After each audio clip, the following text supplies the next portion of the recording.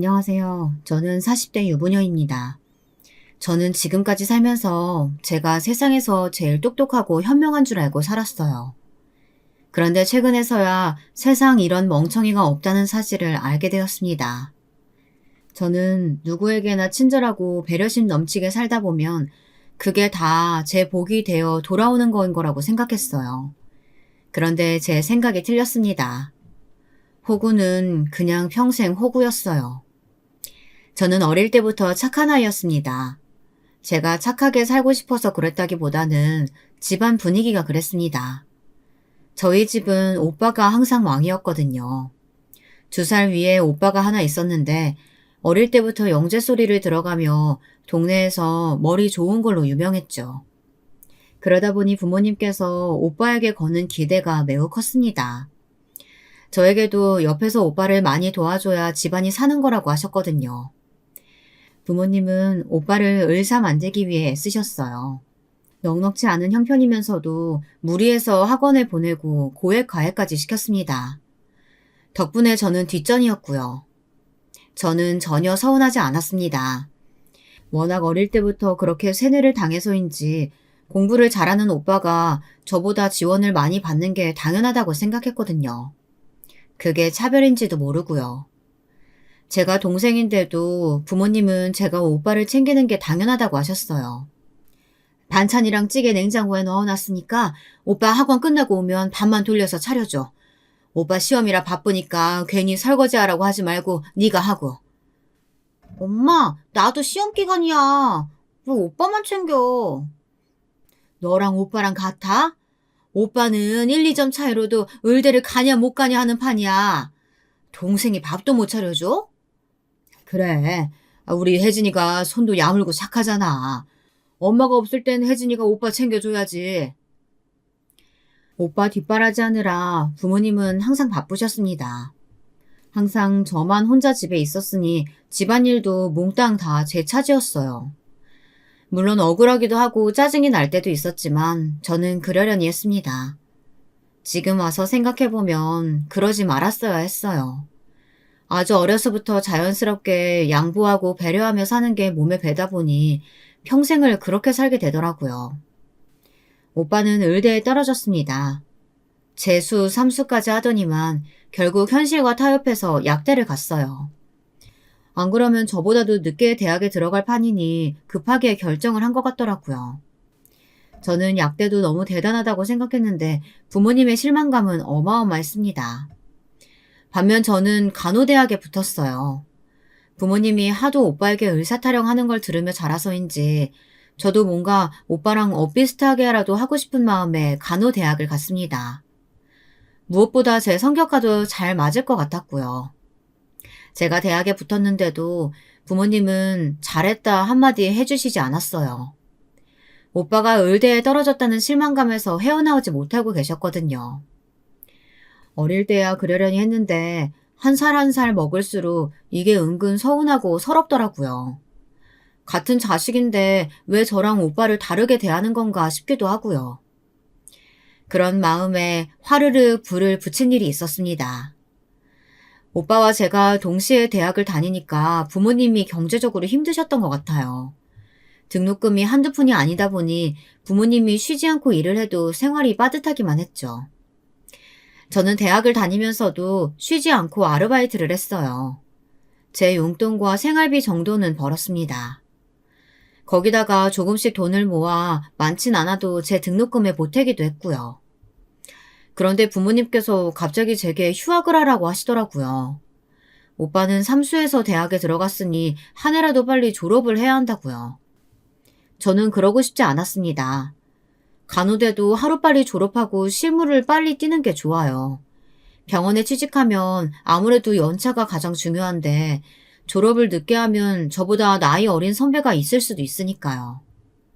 저는 처음으로 부모님께 반기를 들었습니다.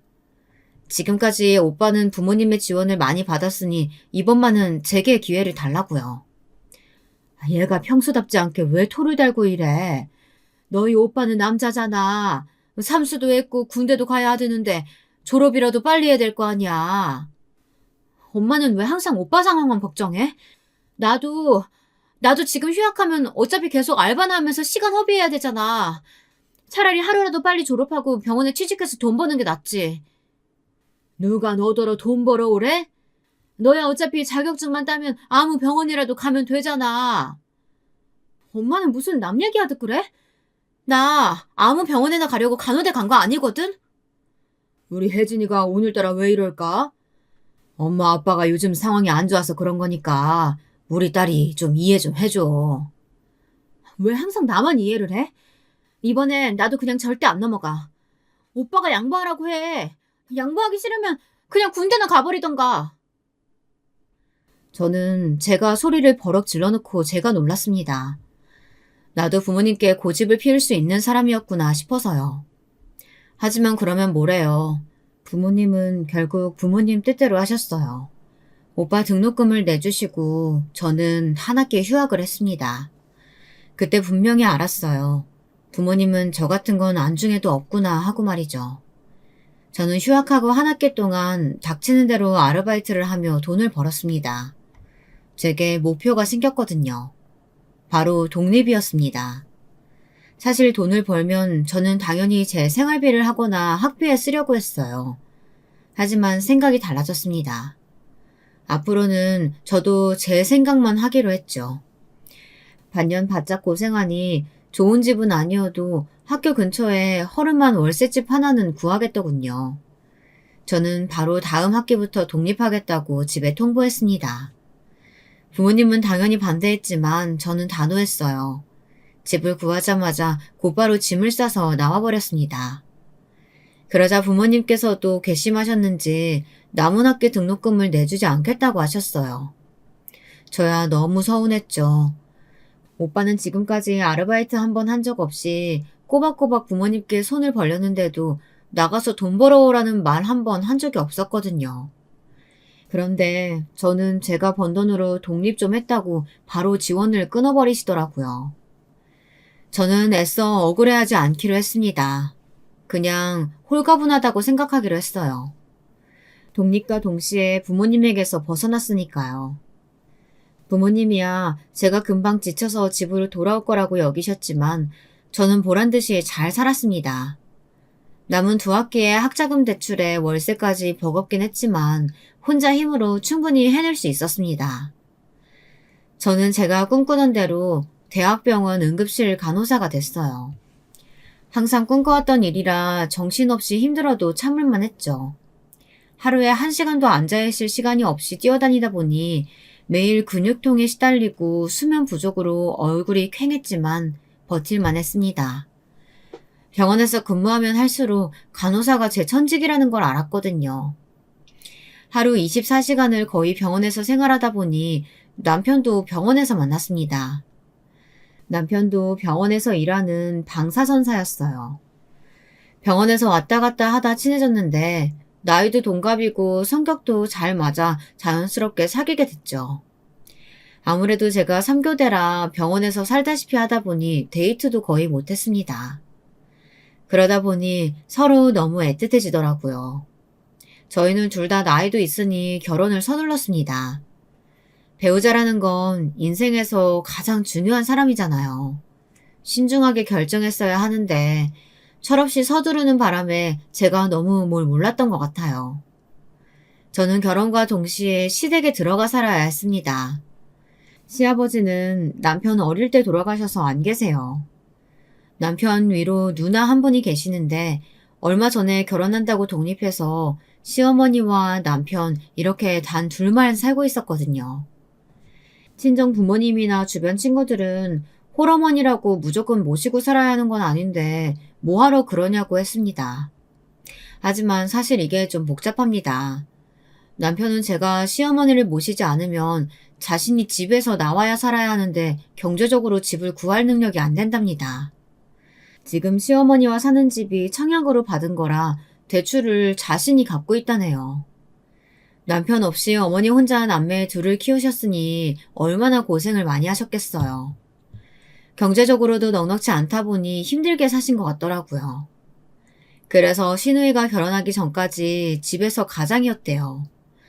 저도 나름 어렸을 때부터 오빠와 차별받는다 생각하고 컸는데 시누이에 비하면 차별당한 것도 아니더라고요. 시누이는 아예 대학도 못 가고 고등학교를 졸업하자마자 돈을 벌었어요. 동생인 저희 남편 공부시키려고요. 남편이 고등학교 때 갑자기 체대를 가야겠다고 해서 시누이가 체대 입시 학원까지 보내줬나 봐요. 그런데 기껏 학원을 보내놨더니 고3 때 갑자기 체대 말고 공부를 하겠다고 학원을 그만뒀다네요. 저도 결혼하고 나서야 알았는데 남편이 은근 철딱서니가 없어요. 그게 다 집에서 아들이라고 혼자만 귀하게 자라서 그런 거더군요. 남편이 대학을 입학할 때까지도 시댁 식구들은 작은 월세집에 살았대요. 그러다가 시누이가 돈을 모아 전셋집으로 옮겼는데 시누이가 결혼을 하게 된 거죠. 시누이는 결혼하면서도 동생과 어머니가 걱정됐는지 여기저기 청약을 넣었나 봐요. 동생 집이라도 한 채 해주고 시집을 가야 마음이 편할 것 같아서요. 그렇게 해서 지금 사는 아파트 청약이 된 거더군요. 청약이라 시세보다 저렴하기는 해도 워낙 가진 돈이 많지 않다 보니 대출을 많이 받았어요. 남편도 월급 받아 대출이자 갚기 바쁘다 보니 모은 돈이 없는 것도 당연했고요. 시어머니도 사정은 마찬가지였습니다. 집이라고는 청약이라고 당첨된 아파트뿐인데 돈 한 푼 없이 저희가 나가는 것도 말이 안 되고요. 그렇다고 어머니에게 갑자기 나가시라고 할 수도 없는 상황이니까요. 저희 부모님은 노발대발 하셨습니다. 부모도 싫어서 일찍 독립한 애가 홀어머니를 어떻게 모시고 살려고 하냐고요. 저도 걱정이 안 된 건 아니었어요. 하지만 저야 새벽 근무에 밤 근무에 매일 3교대로 집에 들어가 봐야 씻고 잠만 자고 나오기 바쁘다 보니 시어머니와 함께 산다고 해도 부딪힐 일이 있을까 싶었습니다. 무엇보다 남편과 하루빨리 결혼하고 싶기도 했고요. 그런데 제가 너무 안일했습니다. 남편과 알콩달콩도 연애할 때 이야기지 결혼은 현실이더라고요. 시어머님은 저희 부모님보다 더하면 더했지 조금 더 덜하신 분이 아니었어요. 저는 딸도 아닌데 어머니와 남편 옆에 있다 보면 괜히 샘도 나고 소외되는 느낌마저 들었습니다. 시어머니의 아들 사랑이 정도가 지나쳤거든요. 친정에 살 때 오빠를 보면서 느꼈던 감정을 남편을 보면서 똑같이 느꼈어요. 시어머니는 저를 며느리가 아닌 아들 돌봐주는 보모 정도로 생각하시는 것 같았습니다. 세아가, 너는 애가 남편 출근하는데 어떻게 나와보지도 않니?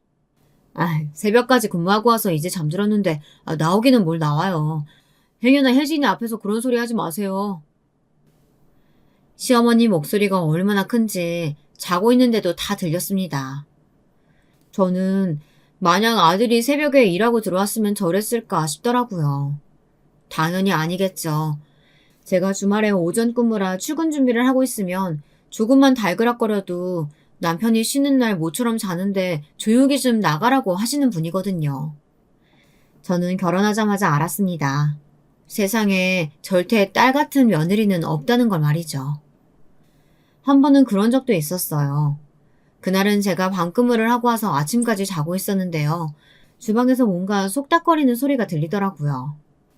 시어머니는 남편에게 계속 뭔가를 먹으라고 성하셨고 남편은 됐다고 거절하고 있었고요. 저는 어머니께서 밥상을 또 거하게 차리셨나 보다 했습니다. 그런데 제가 잠에서 깨서 주방에 나갔더니 어머니께서 저를 보시고는 웬 박스를 황급히 치우시더라고요. 누가 봐도 제게 뭔가를 숨기려고 하시는 것 같았습니다. 저는 뭔데 그렇게 숨기시냐고 저만 빼고 맛있는 거라도 드시는 거냐고 농담주로 말했습니다. 그러자 남편이 민망했는지 먼저 말하더군요. 자기야 이거 먹어봐. 이거 염소에다가 좋은 약재란 약재는 다 넣어서 만든 한약이래. 딱 보니 어머니께서 남편 것만 한약을 지어오셨나 보더라고요. 사실 한약이야 아들 것만 지어올 수 있죠. 한약이 한두 푼 하는 것도 아니고 온 식구가 다 어떻게 먹겠어요. 하지만 서운한 건 바로 그 뒤에 시어머니의 행동이었습니다. 너야 간호사인데 네 몸 얼마나 알아서 잘생기겠어. 근데 우리 아들 좀 봐라. 결혼하고도 마누라 밥 제대로 한 번 얻어먹지 못해서 그런가 아주 결혼 아들이 더 말랐다. 내가 보기 안쓰러워서 한 재 지어준 거니까 네가 아침마다 챙겨 먹여. 어머님이 항상 알아서 잘 챙겨주시는데 뭘 저까지 챙겨요. 그리고 어머니야말로 연세도 많으신데 돈 있으시면 어머니 좋은 거 사드세요. 앞으로 먹을 날 많은 아들만 주시지 말고요. 어머니가 답답해서 저도 한 소리 했습니다. 친정 어머니도 마찬가지지만 도대체 아들이 뭐라고 항상 그렇게들 아들 걱정만 하고 사는지 모르겠더라고요. 그렇다고 아들들이 어머니에게 잘하는 것도 아닌데 말입니다. 시어머니와 함께 사는 건 걱정한 것보다 힘들지는 않았어요. 제 생각대로 제가 집에 계속 있는 게 아니다 보니 부딪힐 일이 없었죠. 오히려 제가 죄송할 때가 많았습니다. 연세도 많으신데 집안일도 거의 혼자 다 하시고 남편까지 살뜰히 잘 챙겨주시니까요. 저는 시어머니에게 감사해서 용돈도 챙겨드리고 선물도 자주 사다 드렸어요. 제가 같이 살기는 하지만 특별히 챙겨드리는 게 없으니까요. 그런데 생각지도 못한 부분에서 힘든 일이 생겼습니다. 저는 시어머니보다 시누이가 더 힘들더라고요. 글쎄 시누이가 시도 때도 없이 집에 찾아왔습니다. 물론 딸이 어머니가 사는 집에 올 수도 있죠. 그런데 이 집은 자기 어머니랑 동생만 사는 집이 아닌 올케인 저도 사는 집이잖아요. 툭하면 와서 냉장고에 있는 음식이며 과일을 가져갔어요. 그뿐만이 아니었어요. 제가 집에 있든 없든 신경도 안 쓰고 애들까지 데리고 와서는 밤늦게까지 있다 가는 일도 허다했죠. 저는 일반 직장인처럼 오전에 나갔다가 저녁에 들어오는 사람이 아니잖아요. 새벽 근무하고 와서 간신히 좀 자려고 하면 애들까지 데리고 우르르 와 시끄럽게 했습니다. 심지어 나중에는 제가 자고 있으니 아예 깨우더라고요. 올케, 올케, 좀 일어나봐. 올케는 집에 시누이가 왔는데 어떻게 잠을 잘 수가 있어? 오셨어요? 제가 새벽 근무하고 이제 막 왔거든요. 어제는 응급환자도 많아서 정신이 없었어요. 올케는 아무리 일이 바빠도 그렇지 시어머니 모시고 사는 사람이 장도 안 봐나? 올 때마다 보면 냉장고가 텅텅 비어있어. 우리 애들 배고픈데 외숙모가 맛있는 것 좀 해줘봐. 너무 피곤해서 바로 누워서 자고 싶은데도 시누이는 올 때마다 저를 깨워 밥 타령을 했어요. 냉장고에 뭐가 없네 있네 하면서 조카들 맛있는 거나 좀 해주라고요. 제가 며칠 전에 마트 배달로 고기랑 과일 다 시켜놨었는데 형님이 다 가져가셨던데요. 어머 올케 말을 좀 이상하게 한다? 내가 뭐 냉장고를 털어가기라도 했다는 거야 뭐야? 아이고 새아가 네가 집에 통 있질 않으니까 냉장고에 고기랑 과일 매일 그냥 있잖아. 그래서 내가 너희 시누이 좀 준 거야. 가족끼리 나눠 먹을 수도 있지. 너는 쪼잔하게 뭘 그런 거 가지고 그러니? 그러게 올케가 생각보다 손이 작네. 그리고 가족들이 먹는 건데 며느리가 먹는 거에 좀 신경 좀 써. 맨날 핸드폰만 띡띡 보고 대충 사니까 고기도 그렇고 과일도 그렇고 영 상태 안 좋고 맛도 없더라. 제가 마트 갈 시간이 없어서 그래요. 그렇게 마음에 안 드시면 형님이 오셔서 장 좀 봐주시면 되겠네요. 이렇게까지 말하고 싶지 않았지만 만약 결혼 전에 신우이가 저런 사람인 줄 알았다면 남편과 결혼하지 않았을 거예요. 그 정도로 저는 신우이가 얄미웠습니다. 신우인의 만행은 그뿐만이 아니었어요. 제가 매달 어머니께 드리는 용돈이 있어요. 장보고 공과금 내는 생활비 카드야 따로 드렸지만 그래도 어머니도 따로 쓰실 돈이 필요할 것 같아서요. 그리고 제가 때때마다 선물도 많이 사드렸습니다. 시어머니가 일주일에 한 번 복권 사는 거 말고는 당신한테 돈 쓰는 게 없는 분이다 보니 계절마다 제대로 된 옷 한 벌이 없으시더라고요. 그래서 제가 쉬는 날이면 어머니를 모시고 나가 옷이며 화장품 같은 평소 어머님이 안 사시는 것들을 사드렸어요. 그런데 며칠 지나서 보면 어머님이 제가 사드린 걸 전혀 쓰질 않는 것 같더라고요. 그러다가 나중에 보면 그게 다 시누이한테 가 있습니다. 저도 처음에 한두 번은 모른 척 했어요. 어머니가 제게 사달라고 한 것도 아니고 제가 사다 드린 걸 자기 딸에게 주고 싶어서 주시는데 제가 뭐라고 하겠어요. 물건은 저도 그러려니 넘어갔습니다. 하지만 돈은 달랐어요. 시누이가 집에 올 때마다 제가 어머니께 드린 생활비를 야금야금 뺏어가는 것 같더라고요.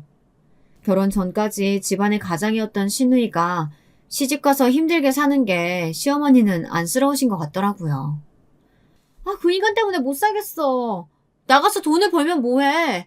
어디다 쓰는지 생활비라고는 쥐꼬리만큼만 주고 애들 학원비도 아까워서 덜덜 떠는데. 김서방도 힘들어서 그럴 거야. 힘들어도 애들 생각하고 참고 살아.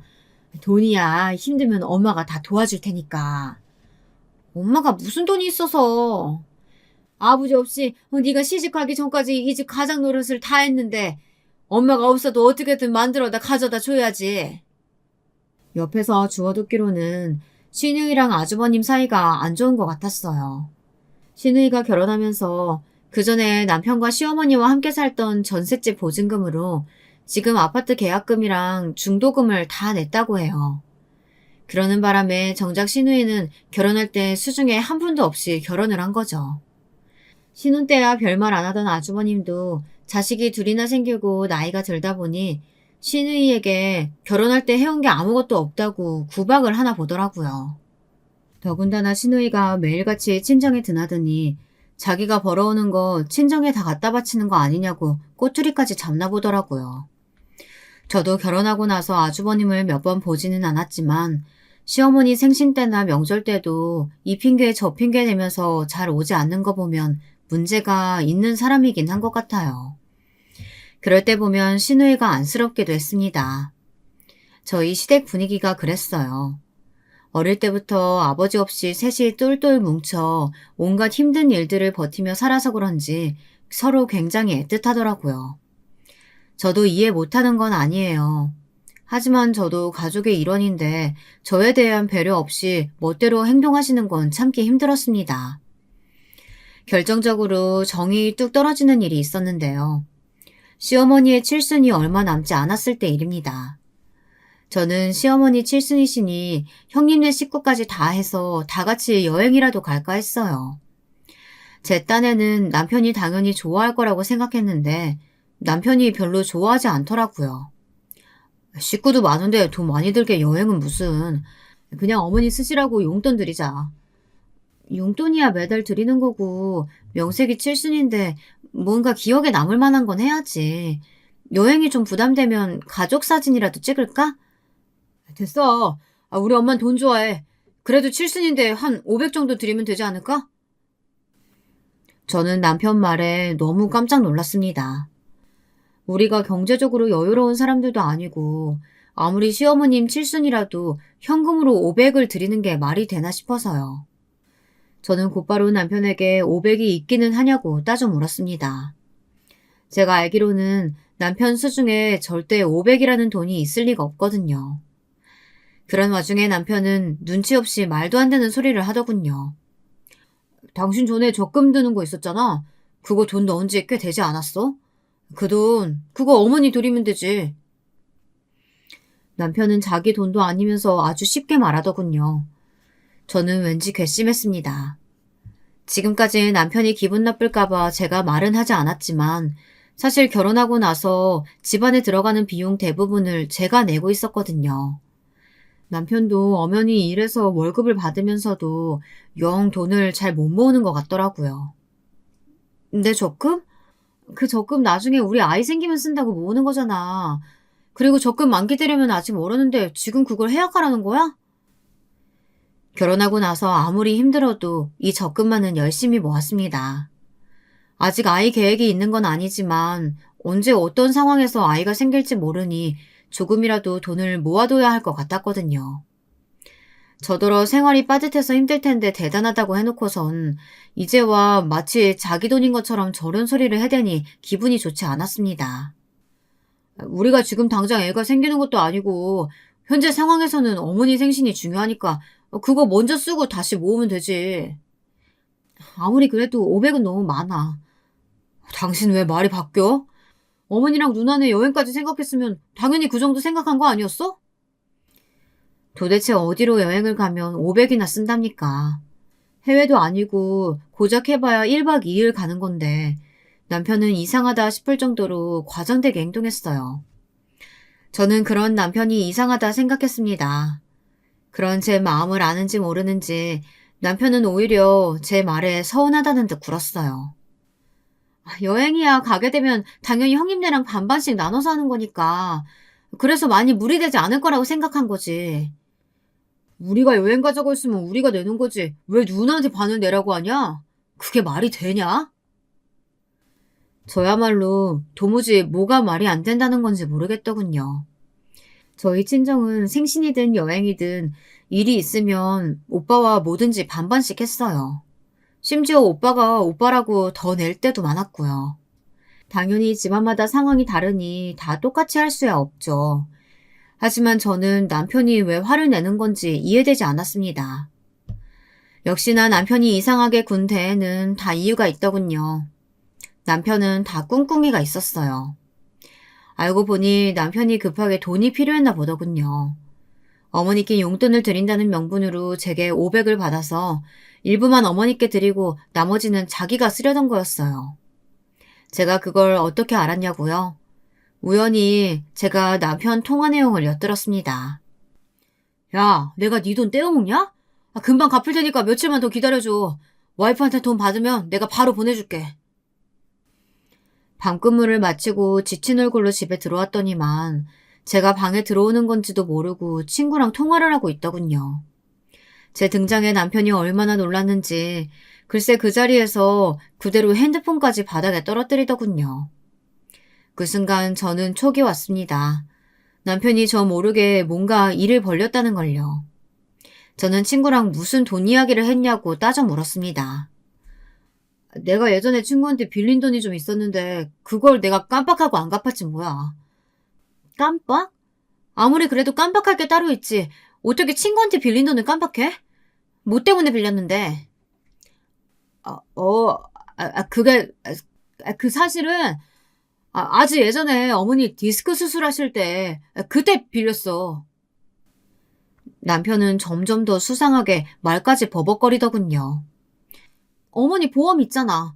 보험금 다 나왔을 텐데 친구한테 왜 돈을 빌렸어? 얼마나 빌린 건데? 300, 300. 300? 그렇게 큰 돈을 아직도 안 갚았어? 그날 저는 남편에게 대판 퍼부었습니다. 너무 답답해서요. 제가 알기로는 시어머니 보험이 다 있는 걸로 아는데 남편 말로는 그 당시에는 보험이 없었대요. 디스크 수술한 이후 보험을 들었다나요? 돈이 급해서 어쩔 수 없이 친구한테 빌렸답니다. 저는 그런 중요한 일을 까먹으면 어떡하냐고 다그쳤어요. 저는 급한 대로 제가 가진 돈에서 300을 줬습니다. 빨리 갚으라고요. 저는 멍청하게 남편 말을 고지고대로 믿었습니다. 그런데 남편은 제게 거짓말을 한 거였어요. 결혼 전 시어머니의 수술비로 친구에게 돈을 빌렸다는 건 새파란 거짓말이었습니다.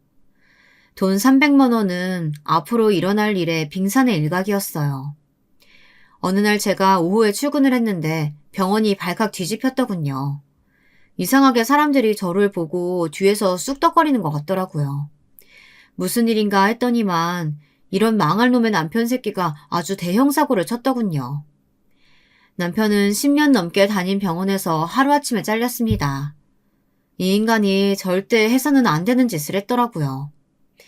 병원 환자 정보를 빼돌려서 제약사에 팔아먹었대요. 정말이지 저게 사람인가 싶었습니다. 남편은 그 일로 조사를 받게 됐습니다. 저와 남편이 부부라는 사실을 병원에서 모르는 사람이 없으니 저까지도 의심을 받았어요. 저도 조사를 받았습니다. 조사 이후 당연히 저는 혐의가 없다는 사실은 확인받았지만 병원에서 얼굴을 들고 다닐 수가 없었어요. 병원 사람들은 알게 모르게 저를 믿지 않았고 뒤에서 수군거리는 사람들도 많았습니다.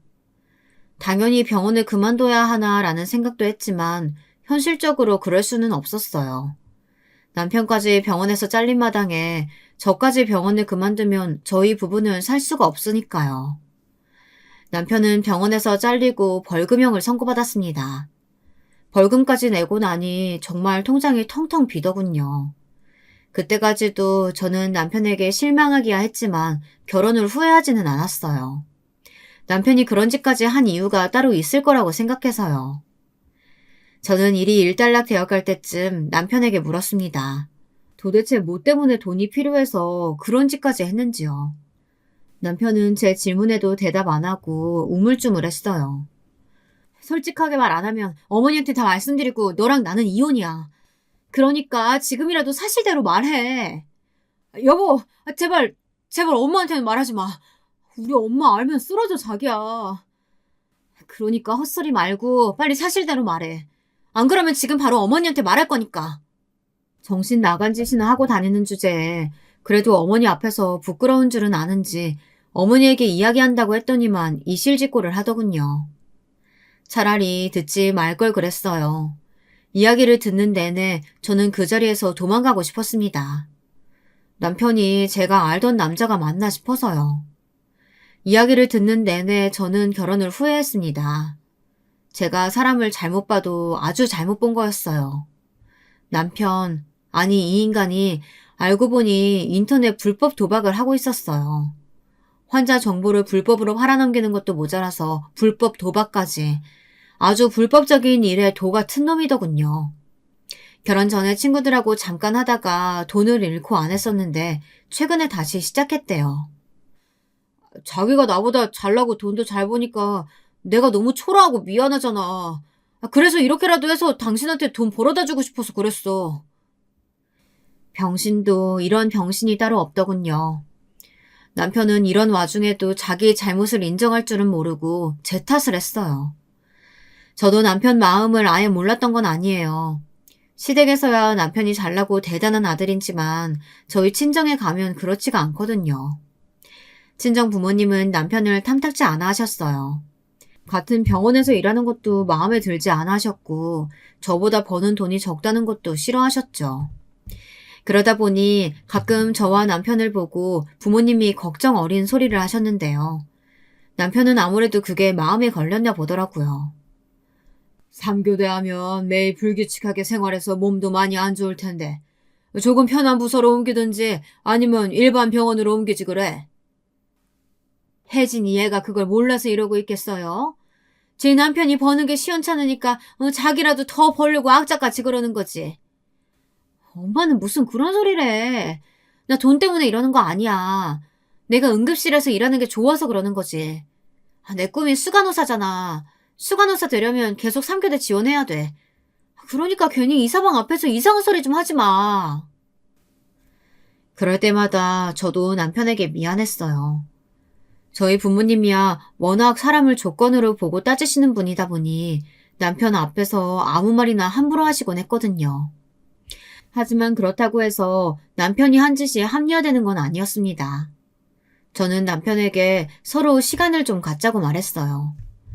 지금까지 저를 속여온 남편과 이대로는 전처럼 살 수 없을 것 같아서요. 그러자 남편은 제 앞에서 무릎을 꿇었습니다. 다신 이런 일이 없을 거라면서요.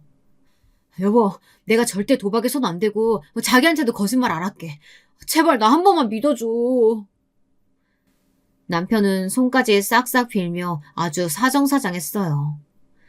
저는 그런 남편이 한심했습니다. 그리고 제 머리통을 쥐어받고 싶었어요. 어쩌다 저런 놈을 만났나 싶어서요. 저는 남편에게 물었습니다. 미안하다고 말만 하지 말고 대책을 이야기하라고요. 직장도 잃고 아내의 신용도 잃었는데 앞으로 어떻게 살 생각인 건지 정확하게 말하라고 했어요. 이제 와서 하는 말인데 사실 나 병원에서 일하는 거 너무 힘들었어.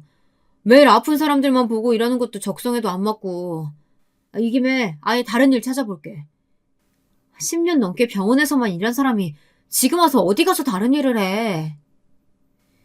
기껏 기회를 줬더니만 한다는 말이 아주 가관이었습니다. 남편은 정말이지 철딱서니가 없었어요. 대형 사고를 친 것도 모자라서 아무런 대책이 없더라고요. 그러던 어느 날이었습니다. 안 그래도 남편 때문에 마음이 뒤숭숭해 머리가 복잡해 죽겠는데 또 일이 터지더군요. 이 집안에는 아주 바람잘 날이 없었어요. 늦은 밤 연락도 없이 시누이가 짐을 싸들고 집에 왔더라고요. 조카 둘까지 데리고요. 저는 무슨 일인가 싶어 나가봤습니다. 그런데 시누이가 집에 들어와서 바닥에 앉자마자 펑펑 울더라고요. 시누이의 행동에 시어머니와 남편은 얼굴에 걱정이 잔뜩 서려 무슨 일인지 물었어요. 엄마, 김서방 이 자식이 매일 집 나가면 안 들어오고 뭔 짓을 하고 다니나 했더니만 글쎄 밖에서 딴 년이랑 살림을 차린 거 있지? 신우이의 말에 당황한 저는 조카들부터 챙겨 방에 들어가 재웠습니다. 아무리 속상하고 화가 나도 그렇지 애엄마라는 사람이 어떻게 애 앞에다가 두고 저런 소리를 하는지 모르겠어요. 방에 들어와서도 신우이의 울음소리가 얼마나 큰지 큰 집안이 다 울리더라고요. 아이들이 있는데도 저렇게까지 할 정도면 보통 일이 아니긴 한 것 같았습니다. 조카들을 재워놓고 방에서 나갔더니 거실은 초상집이 따로 없었어요. 신우이는 아직도 울고 있었고 시어머니는 가슴을 부여잡고 바닥을 치고 계셨죠. 남편은 잔뜩 화가 나 있었고요. 남편은 지금 당장이라도 아주버님을 찾자가 가만 안 둘 기세였어요. 아이고, 내가 이 김서방, 이놈을 얼마나 믿었는데. 불쌍한 우리 딸, 아버지 없이 자라서 고생만 한 애라고 제발 속썩이지 말고 행복하기만 해주라고 그렇게 부탁을 했는데 이 자식이 감히 바람을 피워? 얼마 전 아주버님이 바람을 피우다 걸렸다네요. 새파랗게 어린 여자랑 눈이 맞아서 아예 그 여자 집에서 살다시피 한답니다. 신우이도 당하고만 있을 수는 없어서 증거라도 잡으려고 아주버님 뒤를 밟았는데 그 사실을 안 아주버님이 적반하장으로 신우이에게 아주 난리를 쳤답니다. 그 상간녀는 아주버님이 유부남인 걸 모르는데 그 앞에 신우이가 나타났다고 쌩 난리를 쳤다네요. 정말이지 쌍놈도 그런 쌍놈이 없더군요. 신우이는 아주버님과 싸우다 이혼하기로 하고 집을 나왔나 보더라고요. 아무리 그래도 누나가 나오면 어떡해. 그 거지 같은 새끼를 내쫓았어야지. 자기 명의로 된 자기 집이라고 나더러 당장 나와라는데 그럼 어떡해. 지금 안 나가면 애들도 못 데리고 나가게 한다는데. 신우이는 제 앞에서는 매일같이 큰 소리치고 얄미운 소리도 척척 해대더니만 자기 남편 앞에서는 찍소리도 못하는 바보였나 봐요. 시어머니는 가슴을 부여잡고 눈물만 흘리시며 속상해 하셨습니다. 그러고는 간간히 닮은 게 없어서 엄마 팔자를 닮느냐고 중얼거리셨어요. 시어머니도 평생 남편 없이 혼자 남매를 키우셨으니 그게 얼마나 힘든 일인지 잘 아셨을 테죠. 그러다 보니 아이 둘을 앞으로 신우이 혼자 키우며 살 생각을 하니 많이 속상하신 것 같았습니다. 엄마, 나 이제 어떡해? 그 인간이랑 이혼하고 위자료도 한 푼 제대로 못 받으면 앞으로 우리 애들이랑 나 어떻게 살아? 어떻게 살긴 어떻게 살아. 엄마도 있고 동생도 있는데 네가 뭘 걱정해. 엄마가 다 책임져. 김서방, 그 자식이랑 소송해서라도 위자료 받아내고 가만히 안 둘 거야. 저는 시어머니의 말에 걱정부터 왔었습니다. 시어머니는 돈도 한 푼 없으면서 어쩜 저렇게 쉽게 책임진다는 말을 하나 싶어서요. 그런데 모자지간이 똑같았습니다. 남편도 저와 한마디 상의 없이 아주 자신있게 말하더군요. 누나, 걱정하지 마. 우리 집에서 같이 살면 되지 뭘 걱정해. 저는 남편 말에 진심으로 너무 놀라 입이 쩍 벌어졌습니다. 남편 말은 며칠만 지내라는 것도 아니고 아예 이 집에서 같이 살자는 말 같았거든요. 물론 신우이 상황이 안 됐다는 거야 저도 잘 압니다. 조카들까지 있으니 저도 지금 당장 신우이를 내쫓겠다는 건 아니에요. 하지만 잘못을 한 건 아주버님이니 그 집에서 아주버님을 쫓아낼 생각을 해야지 왜 이 집에서 같이 살 생각부터 하는지 모르겠어요. 그날 밤은 시간이 늦었으니 시어머니 방에 신우이가 잘 공간을 마련해드리고 저와 남편은 방으로 왔습니다. 그리고 남편에게 단도직입적으로 물었어요. 정말 신우이를 이 집에서 데리고 살 생각이냐고요. 그러자 남편은 너무도 당연하다는 듯 대답했습니다. 누나가 혼자도 아니고 조카들도 있는데 이혼하고 당장 갈 곳 없으면 당연히 우리 집에서 같이 살아야지. 당신은 뭘 그런 걸 묻고 그래? 남편은 기억상실증이라도 걸린 걸까요? 바로 얼마 전 본인이 친 사고가 기억이 나지 않나 봅니다. 어쩜 저렇게 뻔뻔하게 굴 수가 있는지 정말 모르겠어요. 어이가 없는 게 가만 보면 남편은 시어머니나 시누이에 관련된 일이라면 항상 욱하고 도가 지나치다는 생각이 들 정도로 그렇게 굴었습니다. 아무리 사이가 좋아도 그렇지 명색이 저도 아내인데 항상 보면 저는 뒷전인 것 같았습니다. 저는 너무 서럽고 서운해서 순간 눈물이 왈칵했습니다. 제가 잘못 생각했어요. 저와 남편이 사랑해서 결혼한 게 아니고 이건 남편네 집에 제가 끼어 들어와서 사는 꼴이 된 것 같더군요. 당연히 당신이랑 사는 거지. 내가 당신한테 얼마나 고마워하고 있는데 그런 말도 안 되는 소리를 해. 그럼 내가 왜 이런 취급을 받아야 되는 건데? 내가 지금까지 어머니 생활비에 집 대출까지 다 갚고 있잖아. 그런데도 이 집에 대해서 나한테 선택권이 하나도 없다는 게 말이 돼? 더군다나 지금은 내가 이 집 가장인데. 저는 너무 흥분한 나머지 밖에 시어머니와 시누이가 있다는 사실을 망각한 채 저도 모르게 화를 주체하지 못하고 소리를 질러버렸어요. 이게 다 무슨 소리야? 엄마 딱 보면 몰라? 올케가 준영이보다 돈 좀 잘 번다고 지금 위세 부리는 거잖아. 아무리 그래도 그렇지. 올케 어떻게 가장이란 소리를 해? 이 집 명의도 준영이 거고 계약금에 중도금까지 다 내 돈으로 냈는데 이 집 올케 지분이 얼마나 된다고 쌩난리야. 형님, 그런 게 아니고요. 아니긴 뭐가 아니야. 아무리 화가 나도 그렇지. 시어머니, 시누이까지 한 집에 있는데 큰 소리까지 치면서 남편을 잡기를. 알았어. 올케가 그렇게 싫으면 지금 내가 나가면 될 거 아니야. 누나, 나가길 어딜 나가. 혜진이가 절대 그런 뜻으로 말한 거 아니야. 그럼 네가 이 집에서 나가긴 왜 나가? 어머니 여기가 네 집인데. 남편은 혹여나 시누이가 정말 나가기라도 할까봐 걱정되었는지 시누이 앞까지 가로막았습니다. 아주 나가지 말아달라고 사정을 하더군요. 거기다가 시어머니는 이 집이 아예 시누이 집이라고까지 말했어요. 저는 그 꼴을 보는 것만으로도 너무 싫더군요. 저는 아무리 봐도 남편 속을 알 수가 없었습니다. 시어머니와의 관계도 어렵고 시누이와의 상황도 불편했지만 그럴 때마다 제가 참고 견뎠던 건 다 남편 때문이었어요. 남편만 믿고 이 집에 들어와 살았던 거니까요. 하지만 남편은 그 어떤 노력도 하지 않았습니다. 상황이 이렇게까지 나빠질 수밖에 없었던 건 모두 다 남편 탓인 것만 같았습니다. 결혼 전 제가 남편에게 집에서 오빠와 차별을 많이 받고 컸다는 말을 한 적이 있었어요. 그때 남편은 저를 안쓰러워하면서 지금까지 제가 받지 못한 사랑까지 해서 저를 넘치게 사랑해주겠다고 말했습니다. 저는 멍청하게도 그 말을 믿었습니다. 흔해 빠진 가멀 이설에 속아도 단단히 속은 거였죠. 순간 그런 생각이 들었습니다. 남편만 만나지 않았다면, 남편과 결혼만 하지 않았다면 제 인생은 최소 이 모양 이 꼴은 아닐 것 같았어요. 네가 문제야, 문제. 이게 다 네가 문제라고. 팍. 저도 모르게 너무 흥분한 나머지 남편의 면상을 갈기고 말았습니다. 화가 머리끝까지 나서 순식간에 벌어진 일이었어요.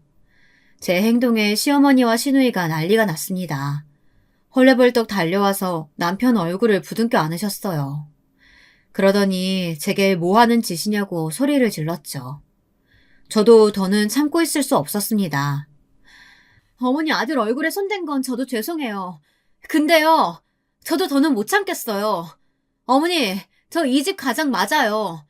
어머니 잘난 아들이 병원에서 대형 사고 치고 잘렸다고요. 남편은 시어머니에게만은 비밀로 해달라고 제 앞에서 싹싹 빌었지만 더는 안 되겠더군요. 저는 남편 얼굴을 볼 때마다 화가 올라와서 금방이라도 돌아버리겠는데 꾹꾹 누르면서 참고 있는 거예요. 근데 남편은 제 입장은 생각도 안 하고 자기 멋대로 구는 게 정말 싫었어요. 제 말에 어머니는 무슨 소리냐고 언성을 높이셨습니다. 저는 현재 남편의 상황에 대해 또박또박 설명드렸어요. 그러자 어머니는 다시 바닥에 주저앉으셨습니다. 시누이는 제게 맞은 남편의 얼굴을 어루만지던 손으로 곧바로 등짝을 때렸어요. 이 자식 이거 아직도 정신 못 차렸어.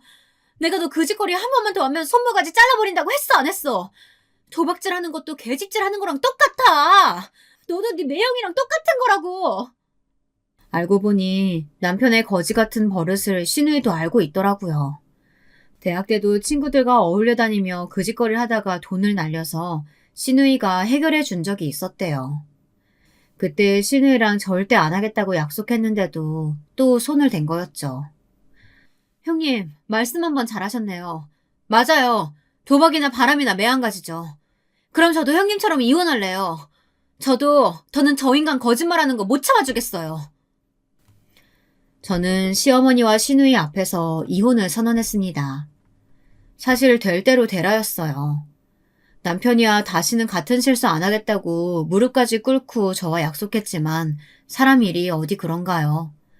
남편이 가장 사랑하는 가족들 앞에서 개망신을 한번 당해봐야 그래야 정신을 차릴 것 같아 저도 더 강하게 나갔습니다.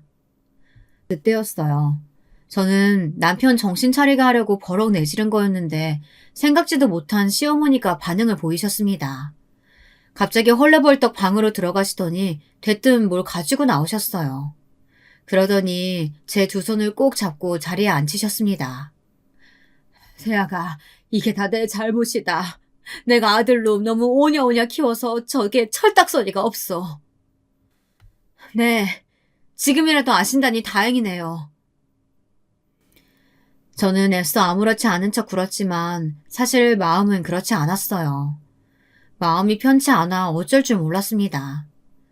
시어머님이 이렇게까지 하시는 건 처음이라 몸둘 바를 몰랐죠. 그런데 그때 어머니께서 방에서 가져온 종이를 제게 건네셨어요. 저는 그걸 보고 더 놀랐습니다. 자, 이거 받아라. 네가 우리 집에 시집 와서 지금까지 고생한 거 내가 제일 잘 알아. 이거 너 다 줄 테니까 이번 한 번만 내 아들 믿고 제발 용서해줘. 시어머니가 제게 건넨 건 다름 아닌 로또 종이었습니다. 엄마, 이거 뭐야? 이거 복권 아니야? 이걸 왜 올케로 줘? 믿기지 않는 일이 일어났습니다. 글쎄 시어머니께서 복권 1등에 당첨되셨답니다. 매주 까먹지도 않고 로또를 사시더지만 정말 1등이 되긴 했더라고요. 그 어렵고 대단한 걸 시어머니는 아들도 아닌 딸도 아닌 저에게 주셨습니다. 아들놈이 지금까지 잘못한 거 이걸로나마 다 갚을 수 없겠지만 그래도 당신의 마음이니 제발 받아달라고 하시더군요. 엄마, 이걸 왜 혜진이를 줘? 아들이 나를 줘야지. 역시나 철딱선이라고는 없는 남편은 그런 상황에서도 눈치 없이 굴었습니다. 시어머니께서 제게 준 로또 종이를 탐내고 있었어요. 너는 입 닥치고 있어. 앞으로 우리 집 가장은 우리 며느리 혜진이가 맞아. 앞으로 너희 둘 다 이 집에서 살 생각이면 하루라도 빨리 취직해서 돈 벌 생각들이나 해. 그래야 이 집에서 먹고 자게 해줄 테니까. 시어머니의 행동이 갑자기 달라졌습니다. 앞으로 이 집의 가장은 저이니 시누이와 남편더러 제 말을 따라야 한다고 했어요. 와, 암튼 우리 엄마 대단하다니까? 애지중지하던 아들 이혼당할까봐 며느리한테 붙는 거야? 우리 엄마 태세 전환 장난 아니네. 자식이라고 꼴랑 둘 있는 거 당장 둘 다 이혼남 이혼녀 되게 생겼는데 그럼 어미가 돼서 가만히 있어? 한 놈이라도 말려야지.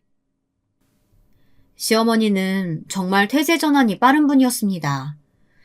그날 이후 어떻게 됐냐고요? 사실 저는 고민이 많았어요. 옛말에 자기 처자식도 팔아먹는다는 게 도박이라고 했잖아요. 저는 남편을 도저히 믿을 수가 없었습니다. 그래서 한동안 남편과 저는 떨어져 지냈어요. 친정에서 지내며 생각을 정리했습니다. 시어머니에게 받은 로또는 그대로 시댁에 두고 나오려고 했는데 시어머니께서 제게 주기로 한 거니 가지고 나가라고 하셨죠. 그리고 한 말씀 덧붙이셨습니다.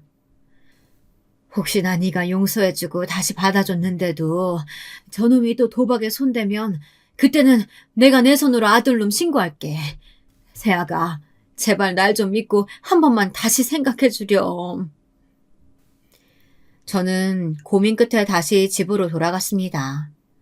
그리고는 현재 32평 방 3개짜리 아파트에서 어른 넷, 아이 둘까지 해서 아주 복잡거리며 살고 있습니다. 복권도 당첨됐는데 왜 아직도 그 집에 사냐고요? 저희는 제가 근무하는 병원 근처에 작은 주택을 하나 샀어요. 아직 인테리어 공사 중입니다. 복권 1등 당첨금 18억 원에서 세금 떼고 못 떼고 나니 남는 것도 얼마 없더군요. 그리고 한 가지 더 달라진 게 있었습니다. 바로 남편과 시누이였어요. 사장님, 오늘 일찍 마감하고 우리 오랜만에 삼겹살 파티 어때요? 흑전하기 시작한 게 얼마나 됐다고 벌써 농땡이야. 마감까지 다 하고 들어와. 삼겹살 파티는 쉬는 날 하고. 암튼 우리 올케 사장님 완전 야박하다니까. 이게 다 무슨 소리냐고요? 제가 직접 가게를 하는 건 아니고요. 시어머니가 주신 당첨금 중 일부를 떼서 남편과 시누이에게 가게를 차려줬습니다. 업종은 제가 추천했어요. 지금까지 사이가 안 좋아서 시누이 앞에서 말한 적은 없었지만 사실 시누이가 음식을 참 잘해요. 그래서 작은 반찬 가게를 차렸습니다. 남편도 시누이를 같이 도와서 가게 일을 하고 있어요. 저는 여전히 대학병원 응급실에서 근무하고 있고요. 복권 1등 당첨금이 있다고 해도 크게 인생이 바뀌는 건 아니더라고요. 전보다 훨씬 상황은 좋아졌지만 그래도 열심히 살아야죠. 그래야 제가 꿈꾸던 수간호사도 될 테니까요. 저에게 경사가 하나 더 생겼습니다. 전쟁통에도 애는 생긴다더니 그 난리통에도 임신이 되긴 하더군요. 남편은 뱃속 아기에게 약속했어요. 다시는 나쁜 짓에 절대 손대지 않겠다고요. 저야 남편을 100% 믿지는 않지만 그 부분에 대해서는 시어머니를 믿기로 했습니다. 살다 보니 남편보다 제가 시어머니와 성격이 더 잘 맞더라고요. 임신하고 벌써 막달이 다 되어가서 이번 달부터는 육아휴직에 들어갔어요. 덕분에 시누이랑 남편이 반찬 가게 일로 바쁠 때는 저와 시어머니가 조카들을 돌보고 있습니다. 저와 시어머니가 손발이 얼마나 척척 맞는지 조카들도 엄마랑 있을 때보다도 더 좋다는 소리까지 하더라고요. 이런 식이면 앞으로 태어날 제 아이도 시어머니와 함께라면 잘 키워낼 수 있을 것 같았어요. 아직 완벽하다고 말할 수는 없지만 조금은 저도 이 집안의 가족 구성원으로서 인정받고 있는 것 같아요. 물론 시어머니야 자기 아들이 한 잘못이 있으니 애써 제 비위를 맞춰주려고 노력하시는 걸지도 모르지만요. 하지만 그것도 나름 괜찮은 것 같아요. 서로 눈치도 보고 비위도 맞추면서 나름 잘 지내려고 노력하고 있거든요. 앞으로 또 얼마나 별의별 일이 생길지 모르겠지만 저도 한번 가족들을 믿고 잘 헤쳐나가보려고 합니다. 응원 많이 해주세요. 그럼 지금까지 저의 긴긴 이야기 들어주셔서 정말 감사합니다.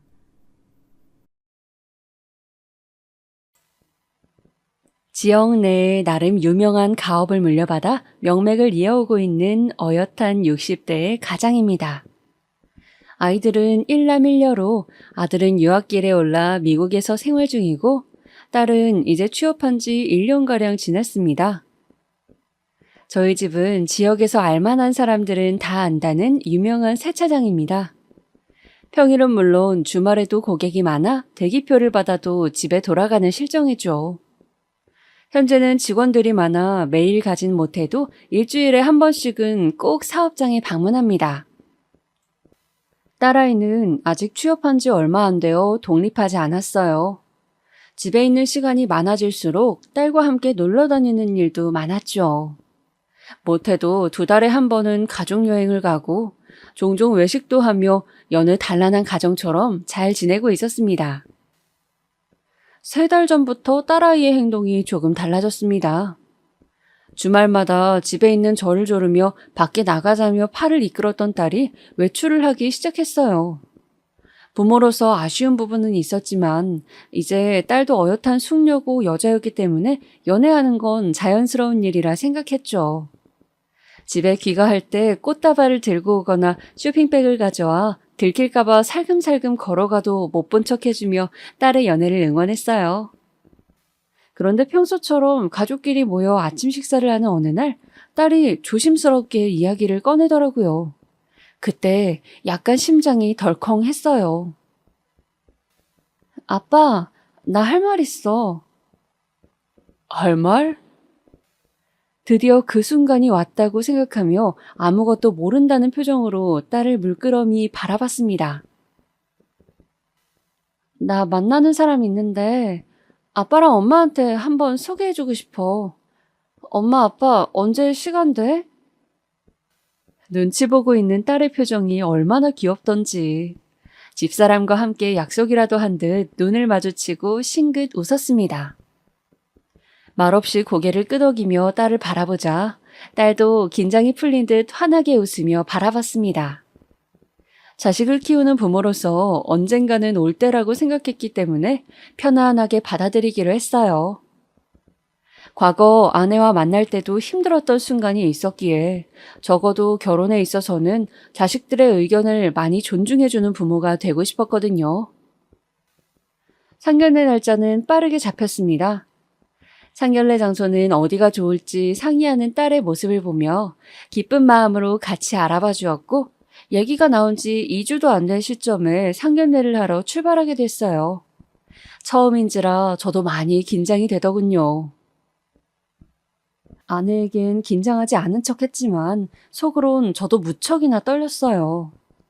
사실 딸이 진지한 마음으로 교제하고 있는 남자는 어떤 남자인지, 남편 될 사람 부모가 우리 부부를 어떻게 볼지, 반대로 시간은 어떨지 등등 별 생각이 다 들면서 저도 모르게 손에 땀이 배더라고요. 그렇게 맞춤 정장까지 빼입고 운전대를 잡았습니다. 딸은 뒷좌석에서 화장을 고치느라 바쁘고, 아내도 평소와는 달리 긴장한 표정으로 핸드백을 꼭 쥐고 있었습니다. 말은 안 했지만 가족들은 모두 걱정 반, 호기심 반으로 같은 생각이었을 거예요. 그렇게 달려온 1시간 후 드디어 상견례장에 들어서게 되었습니다. 문 열리는 소리가 들리자 웅성거리던 소리가 멈췄고 예비 사돈과 사위가 물끄러미 저희 가족을 바라봤습니다. 그리고 백발이지만 깔끔하게 무스를 바른 예비 사돈의 얼굴에서 웃음기가 싹 가셨어요. 덩달아 제 얼굴도 시간이 멈춘 듯 얼어붙어 버렸어요. 심상치 않은 기류가 흐르고 목 뒤에서 식은땀이 흐르는 걸 느꼈습니다. 입 밖으로 신음소리가 저절로 튀어나왔어요. 곧바로 상황을 인지한 저는 저도 모르게 주먹을 꽉 쥐고 참을 수 없이 올라오는 분노를 짓누르려 애를 썼어요. 그 순간 예비 사돈이 의자에서 일어나 빠르게 달려나와 제 앞에 섰습니다. 희중아, 희중이 맞지? 너는 이한? 어떻게 이런 일이?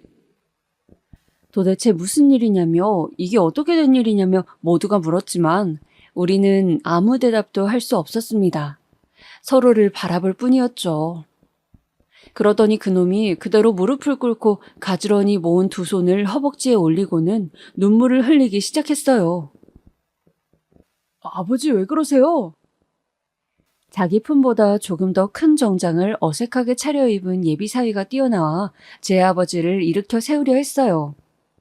허나 예비 사도는 제 이름만 불렀고 옛 기억이 걷잡을 수 없이 떠올라 순식간에 머리를 집어삼켰습니다. 제 볼에도 뜨거운 눈물이 흘렀고 곧바로 뒤돌아서 문을 잡았습니다. 그때 누군가가 두 팔로 저를 강하게 부여잡았어요. 제발 나를 용서해줘. 잘못했다며 눈물을 흘리며 제 팔을 부여잡은 사람을 바라봤습니다. 아니, 용서할 생각 없다. 저는 그 말을 남기고 상견례장을 유유히 빠져나왔어요. 이 남자와의 인연이 이렇게 이어질 줄은 상상도 못했기에 나오고 나서도 저는 몸을 가누지 못하고 어딘가에 기대어 숨을 몰아쉬어야 했어요. 여기까지 들으면 무슨 일인지 모르실 테니 이제부터 잠시 제 이야기를 해드릴게요. 부디 귀 기울여 들어주세요. 어렸을 때부터 제 오른쪽 다리는 불편했습니다. 태어난 지 몇 개월 안 되어 의사로부터 소아마비라는 진단을 받았고 부모님은 땅이 무너지는 듯한 슬픔에 주저앉았어요. 가업을 물려받아야 할 금쪽 같은 아들이 소아마비라는 사실에 부모님은 며칠째 세차장 일에도 집중하지 못했지만 생활력 강한 성격 덕택에 일상으로 다시 복귀하실 수 있었습니다.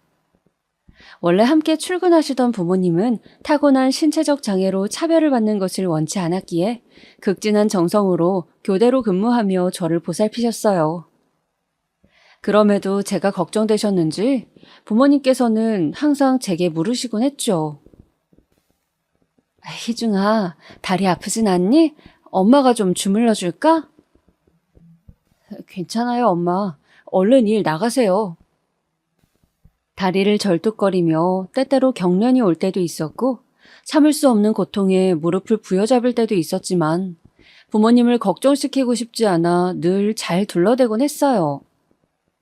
제가 아프더라도 부모님께서 걱정하시는 모습을 보는 건 더 싫었으니까요. 다행히 초등학교도 착한 친구들을 만나 문제없이 잘 졸업했습니다.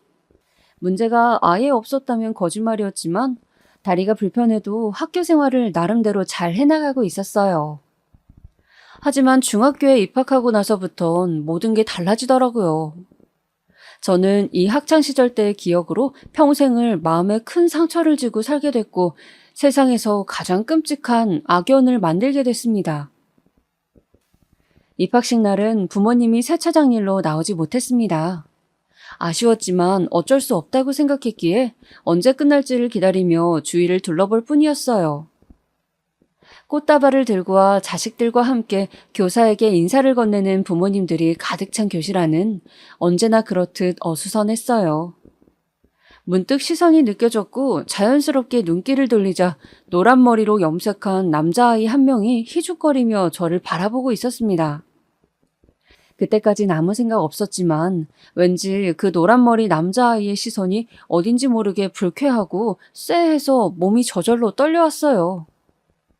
당장 다음 주면 입고 나갈 중학교 교복을 다림질하며 어머니가 물어봤을 때도 그 남자애가 떠올랐지만 그냥 그렇지라는 무뚝뚝한 대답만 한 후 방 안에 들어갔습니다. 그리고 어쩐지 불안한 마음이 드는 건 내 기분 탓이라고 생각하며 침대에 누웠습니다. 월요일이 되자 분주하게 준비하기 시작했어요. 불편한 다리로 부모님은 돌아가며 저를 학교에 데려다 주곤 했어요. 차로 20분 거리였던 중학교로 가는 풍경은 왠지 낯설었습니다.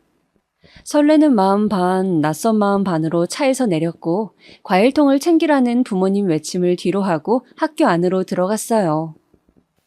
웅성거리며 서로 모여서 떠드는 반 아이들 틈 사이로 담임 선생님이 써주신 자리 배치표를 참고하여 자리에 앉았어요. 자리는 26번으로 창가 쪽에 위치한 맨 끝자리였습니다. 나쁘지 않네. 지루하면 밖에 쳐다보면 되겠다라는 생각으로 자리에 앉았고 주변 친구들을 관찰하기 시작했습니다. 주변 친구들을 둘러보다 저번 주에 보았던 노란 머리의 친구가 다른 친구들과 딱지치기를 하고 있는 걸 발견했어요. 어쩐지 모를 불길한 예감이 들었지만 애써 무시한 채 주위를 계속 둘러봤습니다. 초등학교와 달리 먼저 다가오는 친구들은 없었습니다. 다들 저마다 흥미로운 이야기를 나누며 시끌벅적한 분위기를 만드는 상황이었습니다. 다리도 이렇고 성격이 소심하고 내성적인 탓에 친구 사귀기도 어려웠어요. 그때 어떤 친구가 말을 걸어왔어요. 개구쟁이 같은 표정에 낡은 교복을 입고 있는 아이였는데 바로 앞자리에 앉아 뒤돌아서 저를 바라봤습니다. 이따 학교 끝나고 뭐해? 아무것도 안 해라는 말을 했어야 했는데 입을 꾹 다물고 고개를 가로젓자 은성이는 씩 웃어 보였습니다. 수업은 선생님과 과목을 소개하는 시간으로 간단하게 마무리되었고 저는 부모님이 서 계시는 교문에 은성이와 함께 나갔어요.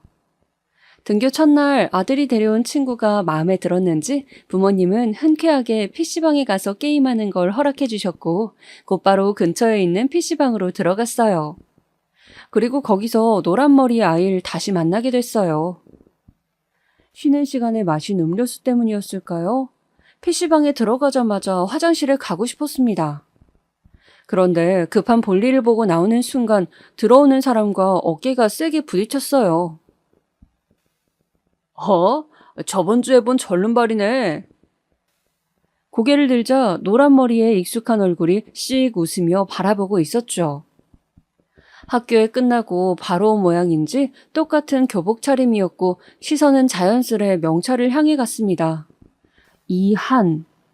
이한이라는 이름의 그 아이는 씩 웃는 표정으로 툭 하며 제 어깨 한쪽을 치며 화장실 문 안으로 들어갔고 어쩐지 아려오는 한쪽 어깨를 오른손으로 잡았습니다. 짧은 순간이었지만 맞은 어깨보다도 불길한 생각으로 머리가 아팠어요. 다음에 또 보자는 그 말은 바로 그 다음 날부터 실행이 되더군요. 전날 잠을 설쳐 유독 피곤한 날이었어요. 근데 자리에 앉기 전 문득 이상함을 느껴 고개를 낮춰 책상 서랍을 바라봤습니다. 이게 뭐야? 라며 육성으로 소리칠 뻔했지만 소심한 마음에 말할 수 없었습니다. 서랍에는 더러운 쓰레기 조각들이 가득 차 있었어요. 누가 이런 짓을 했지? 라고 묻기도 전에 익숙한 목소리가 들려왔습니다. 야, 절름발이, 이따 쉬는 시간에 나 좀 보자. 너를? 그래, 말귀 못 알아듣냐? 좀 보자고. 고개를 돌리자 노란 머리 아이가 두 손을 주머니에 꽂고 웃으며 쳐다보고 있었습니다. 노란 머리의 주변에는 그의 패거리로 보이는 아이들 3명이 아무 말 없이 희죽거리며 함께 저를 쳐다보고 있었어요. 그 친구를 제외하고는 다들 덩치는 또래 친구들과 비슷했으나 떼거지로 몰려다녀 아무도 건드릴 수 없는 무리 같아 보였어요. 교실 안 분위기는 순식간에 적막이 되었습니다. 왁자지껄하던 아이들은 너나 할 것 없이 일제히 고개를 돌려 우리 쪽을 바라보았고 창피함에 얼굴이 뜨거워지는 걸 느꼈어요. 그 아무도 말리지 못하고 걱정스러운 눈빛으로 저를 쳐다볼 뿐이었습니다. 당시엔 무서운 마음뿐이었습니다. 머릿속에는 걱정으로 가득 차 이미 수업은 귀에 들어오지도 않았습니다. 수업을 마치는 종이 울렸고 툭툭 소리가 나는 교실 뒷문을 바라보자 노란머리 패거리 중 하나였던 갈색머리가 손짓하며 저를 불렀습니다. 절름발이 일로 와봐라. 빨리 안 올래? 순간적으로 은성이의 뒷모습을 보았지만 잠에 빠진 모습에 깨울 생각도 접었습니다. 떨리는 가슴을 부여잡고 교실 문을 나선 저는 곧 남자 화장실로 들어갔어요. 화장실 안은 담배 연기로 자욱했습니다. 콜록거리며 눈을 비벼 간신히 앞을 바라보자 앞에 노란 머리가 있다는 것을 알게 되었어요. 앞으로 하루에 한 번 매점 가서 빵 사와라. 빵 사오라고. 안 사오면 알지? 그날부터 저의 매점 출석은 시작되었습니다. 점심시간 전에 가져다 주지 않으면 온갖 욕설과 함께 친구들 앞에서 조롱거리로 만드는 등 보복적인 행동이 반복되었습니다. 조금만 비위에 거슬려도 오른쪽 다리를 때리려는 신용을 했고 그때마다 아무 말 없이 참아야만 했습니다. 그러던 어느 날 저희 어머니께서 걱정이 되셨는지 저를 붙잡고 물으시기도 했어요. 희중아, 너 아무래도 표정이 너무 안 좋다. 무슨 일 있으면 엄마한테 말해봐. 혹시 다리 때문에 애들이 놀리기라도 하는 거니? 저희 어머니는 제 다리가 아이들 사이에서 약점이 될 거라는 걸 어떻게 아셨던 걸까요? 어쩌면 당연했던 걸까요? 저는 어머니의 말에 노란머리 패거리들을 그대로 일러바치고 제가 무슨 일을 당하고 있었는지 고백하고 싶었지만 그러지 못하고 미련하게도 아니라고 재차 둘러댔어요. 그러다 사건은 얼마 안 가 터졌습니다. 매점에 다녀와서 잠깐 사물함에 넣어두었던 간식이 없어졌습니다. 부모님께 받았던 용돈도 그날 마침 집에다 두고 가져오지 못했던 날이라 머릿속이 순식간에 하얘졌습니다. 빈손으로 노란머리에게 가면 분명히 더 큰 후환이 기다리고 있다는 것을 본능적으로 알았거든요. 다급하게 여기저기 찾아 헤맸지만 눈을 씻고 찾아봐도 보이지 않았어요. 곧 수업 시간이 시작될 예정이었지만 저에겐 그런 것들이 전혀 눈에 보이지 않았어요. 선생님께 혼나는 것보다 친구들에게서 올 보복이 더 무서운 저였기에 아무 생각 없이 교실 밖을 뛰쳐나가 매점으로 갔어요. 아저씨, 여기 간식 놓고 간 거 없어요? 아무것도 안 놓고 갔어, 학생. 무뚝뚝한 아저씨가 손짓으로 X표를 해보였어요. 하늘이 무너지는 것 같았어요. 절망, 그 단어밖에 생각이 안 나더군요. 급한 상황이라 어찌됐든 방법을 찾아야 했어요. 머리가 지끈지끈 아파오고 갑자기 어지러지더군요. 가만히 앉아서 뚝뚝 흐르는 눈물에 눈을 감고 있었죠. 그때 누군가 제 어깨를 치더군요. 고개를 들어 바라보자 은성이가 과자 봉지와 우유 하나를 건넸어요. 이거 갖고 가. 꼭 갚고. 아무 말 없이 은성이를 쳐다봤어요. 은성이 눈에는 정말 바보 같아 보였을 거예요. 매점 문 앞에 주저앉아 울고 있는 꼴이라니. 간식을 빨리 받으라며 씩 웃는 은성이를 보며 덥석 받을 수는 없더군요. 끝까지 숨기려고 했는데 창피함에 눈물이 더 터져 나왔고 은성이는 말없이 옆에 나란히 앉았어요. 얘기를 들어보니 이미 2주 전부터 은성이는 제가 매점에 가는 것을 의심스럽게 봤어요. 어느 날은 자는 척하며 교실 문 밖을 나서는 저를 따라가 봤다고 했죠. 평소에 불량식품을 잘 먹지 않던 제가 매점에서 매일 한 움큼 사는 것을 보고 의심이 확신으로 바뀌었다고 해요.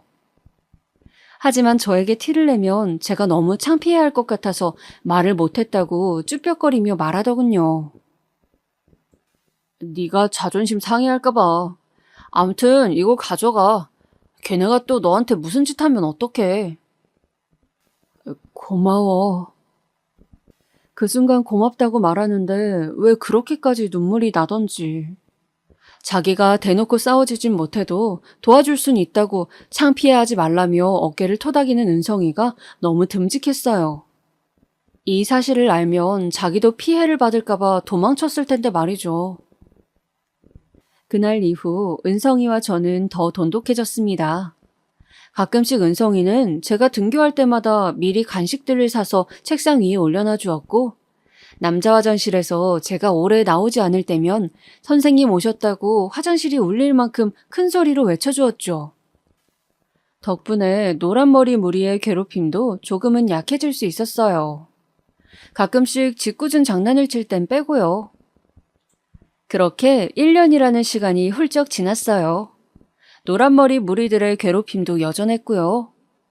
하지만 괴롭힘이 있었다 한들 친구가 있으니 버틸만 했어요. 그것도 잠깐이었지만요. 늘 그렇듯 은성이와 같이 PC방에 걸어가고 있는데 은성이가 공원 벤치에 잠깐 쉬었다 가자며 팔을 잡아 끌었어요. 평소처럼 낄낄거리며 재밌는 이야기를 늘어놓던 은성이가 갑자기 조용해지더군요. 물끄러미 은성이를 바라보자 은성이가 제법 진지한 표정을 짓더니 입을 뗐어요. 나 전학가. 뭐라고? 감추려고 했지만 놀랍고 아쉬운 표정이 그대로 드러났을 겁니다. 제가 학교 생활 동안 가장 의지한 게 은성이라는 것을 너무나 잘 알고 있었거든요. 은성이도 잘 알고 있었기에 저에게 말하기 쉽지 않았을 거예요. 갑작스러운 이별에 기분이 순식간에 가라앉았어요. 무섭게 내려앉은 분위기에 은성이가 조심스럽게 얘기를 시작했습니다. 우리 아버지가 일용직을 하다가 한 달 전에 사고를 당해 일을 못 나가게 됐어. 사채업자들이 매일 집에 찾아와서 난리를 부려대고 있어. 이제 집안 물건들을 대신 가져가. 어머니가 버는 돈으로는 도저히 한 달 빚을 갚을 수가 없어서 이사를 가게 됐어. 은성이는 담담하게 말했지만 얼마나 힘들었을지 그 마음이 전해져 왔습니다. 은성이는 어떤 집인지 아직 어머니께서 알아보고 있다고 하면서 말을 아꼈어요. 아마 어린 마음에 친구에게 모든 걸 다 털어놓긴 어려웠을 거예요. 그렇게 은성이는 얼마 안가 떠나게 되었습니다. 마지막에 자기를 잊지 말라면서 삐뚤빼뚤 쓴 핸드폰 번호와 웃는 표정의 캐릭터 하나를 쪽지에 남겨두고 말이죠. 은성이가 없어지자 저는 더 무서워졌어요. 은성이가 없는 학교 생활은 지옥이 되었어요. 은성이의 존재를 알고 있었던 노란무리 아이들은 혼자가 된 제 모습이 재밌기라도 한 듯 비웃었고요. 괴롭힘도 날이 갈수록 더 심해졌습니다. 그러던 어느 날 그 무리들이 저희 집이 꽤 잘 사는 걸 알게 됐나 봐요. 그날은 괴롭힘을 크게 당하지 않고 학교의 부모님 세차장으로 향한 날이었는데 세차장에 그 아이들이 있지 뭐예요? 희중아, 너 친구들이라며? 친구들이 일 도와주고 있었어. 엄마가 돈 줄 테니 친구들이랑 좀 놀다 와. 감사합니다, 아줌마. 희중이랑 놀다 올게요. 어머니는 세상 환한 얼굴로 저를 부르며 제게 돈까지 쥐어주셨습니다. 그리고 그 돈을 받으며 저는 아무 말도 하지 못하고 손만 부들부들 떨었어요. 그 아이들은 세차장을 나서자마자 당연히 제 돈을 빼앗았고 매일같이 그 짓을 반복했어요. 저희 어머니는 그것도 모르고 늘 제게 돈을 쥐어주시며 희중아, 좋은 친구들이 생겨서 다행이구나 하는 말씀을 하셨고요. 그때만큼 제 속이 타들어갔을 때가 없을 거예요. 이제는 나로 모자라 부모님까지 이 아이들에게 이용당하는 생각이 들자 정말이지 모조리 엎어버리고 싶은 생각이 들었어요. 그러다 제가 참지 못하고 일을 저지르게 되었는데요. 바로 입을 열어 어머니에게 말을 한 것이었어요. 어머니가 얼마나 속이 상하실지 모르는 바 아니었지만 일단 말이라도 해야 이 사태를 중단할 수 있을 것 같았어요. 어머니, 그 아이들에게 돈 주지 마세요. 걔네들 제 친구들 아니에요. 그게 무슨 말이야? 매일 놀러 다니면서. 아니에요. 저 괴롭힘 당하고 있는 거예요. 뭐라고? 그게 정말이니? 어머니는 역시나 제 말에 소스라치게 놀라 자초지종을 물으셨어요. 저는 충격을 받으실까봐 세세하게 그간의 괴롭힘을 다 말씀드리진 못했지만 그 아이들이 제게 심부름을 시킨다는 사실 정도만 말씀드렸어요. 그런데 어머니는 그 얘기만으로도 이미 충격을 받으셨는지 일을 하시던 아버지에게 곧바로 이 소식을 전하셨고 저희 어머니와 아버지는 곧바로 학교로 뛰어오시게 되었습니다. 아니, 어떻게 이런 일이 있을 수 있죠? 대체 자식 교육을 어떻게 시키신 겁니까? 우리 아이가 다른 애들이랑 조금 다르다 해서 이런 식으로 괴롭힐 수 있는 거예요? 우리 아이가 받은 정신적 충격은 어떻게 보상하실 거예요? 어머니는 가해자들 부모님과 선생님을 상대로 울부짖으셨고 선생님도 그분들도 딱히 무슨 말씀을 잇지 못하셨어요. 사실 저에게 관심이 없던 선생님이나 자기 자식이 그러고 다니는 줄 모르는 가해자 부모들은 이 상황이 그저 얼떨떨 하시는 듯 했어요. 그러던 중 저를 가장 괴롭혔던 노란머리의 아버지로 보이시는 분이 이런 말씀을 하시더군요. 부모로서 자식이 다쳤으니 화나시는 건 100번 이해합니다. 허나 제가 잘 구슬르고 달랠 테니 이번 한 번만 넘어가 주세요. 부탁드립니다. 저도 제 자식이 이런 놈인 줄 몰랐습니다. 그분은 꽤 점잖은 태도로 말씀을 이어나가시며 저희 어머니 앞에서 무릎을 꿇으셨어요. 그렇게 사과가 이어지자 저희 어머니 아버지도 일단은 저를 데리고 집으로 돌아가시게 되었고 저는 말없이 집에서 숨을 죽이고 다음 날을 기다렸어요. 사실 부모님까지 불러오고 학교가 한번 뒤집혔으니 이제 괴롭힘은 끝날 줄 알았어요. 천국은 아니더라도 이제 지옥은 없을 줄 알았죠. 허나 후폭풍은 그 이후 일어나고 말았어요. 그 아이들은 자신들이 당한 걸 분풀이라도 하는 듯 저를 더 교묘하고 지독하게 괴롭혔어요. 하루는 남자 화장실에 불러 저를 앉히더군요. 재미있는 놀이가 있어. 노란머리는 주머니에서 담배 한 갑을 꺼내더니 불을 붙였어요. 자, 이거 떨어뜨리면 너 오늘부터 오른쪽 다리는 못 쓰는 거야. 그리고 오른쪽 무릎 위로 불 붙인 담배를 가로로 올려놨습니다. 불안정하게 흔들리는 담배를 보는데 눈물이 나더군요. 너 이거 니네 부모님한테 말하면 죽을 줄 알아. 제가 또 학교에 이 일을 알릴까봐 걱정이 됐는지 그 애들은 꼭 저를 괴롭힐 때면 그런 협박을 하곤 했어요. 그때마다 부모님 생각이 났지만 저는 힘없이 고개를 끄덕였고요. 비참함에 절로 눈물이 뚝뚝 떨어졌습니다. 다음 날 지옥 같은 아침이 다시 시작됐습니다. 아직 1년밖에 안 지났는데 제 머릿속은 항상 학교를 관두고 싶은 마음뿐이었죠. 하지만 다행히 끝나지 않을 것 같은 터널에도 끝은 있더라고요. 네, 절름발이라고 불리던 시절도 끝이 있었어요. 아이들에게 교묘하게 괴롭힘을 당하던 그 지옥 같은 시간이 끝나자 어느덧 졸업식이 다가왔습니다. 3년이라는 시간이 힘들었던 만큼 후련한 기분이었어요. 노란머리 무리들을 더 이상 보지 않는다는 것은 좋았지만 고등학교에 입학해서도 똑같은 일상일 것 같아서 전혀 설레는 마음이 들지 않았습니다. 아마도 저는 그때 피해자로 살아온 세월이 너무 길었던 것 같아요. 아들, 엄마가 고등학교 좀 알아봤어. 한번 봐볼래? 고등학교를요? 왜 그러니? 어머니는 아무것도 모르고 들뜬 표정으로 몇 가지 이름이 적힌 종이를 말없이 쳐다보았습니다. 이런 게 학교 생활이라면 저는 더 이상 반복하고 싶지 않았습니다. 아무 말이 없자 어머니는 다가와 앉았습니다. 무슨 일이냐며 물어보는 어머니의 물음에 아무 말도 할 수 없었습니다. 눈물이 조금씩 떨어졌습니다. 어머니는 아무 말 없이 저를 안아주었어요. 모든 걸 어머니께 말할 순 없었지만 아마 어머니도 어렴풋이 알았을 거예요. 학교 생활이 저에게 많이 버거웠다는 것을요. 그날 이후로 부모님은 더 이상 고등학교 얘기를 꺼내지 않았어요. 그 아이로 인한 3년이라는 시간은 제 자신을 많이 바꿨습니다. 무엇보다 이 다리로는 아무것도 할 수 없겠다는 생각이 들었어요. 왜 나는 이렇게 태어났을까? 내 다리가 정상적이었다면 괴롭힘을 안 당하지 않았을까?